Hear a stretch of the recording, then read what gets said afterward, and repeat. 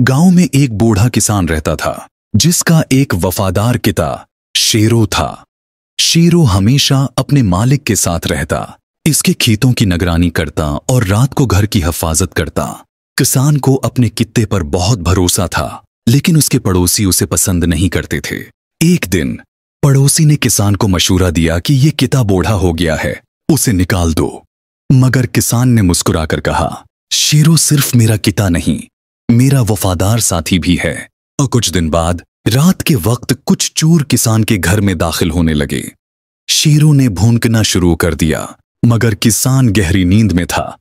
कित्ते ने हिम्मत ना हारी और आखिरकार चोरों पर हमला कर दिया। चोरों ने डरकर भागने की कोशिश की, मगर शेरो ने उनमें से एक को पकड़कर नीचे गिरा दिया। किसान शोर सुनकर जागा और गांव वाले भी वहां पहुंच गए। चोर पकड़ा गया और सबने शेरो की बहादुरी को सराहा।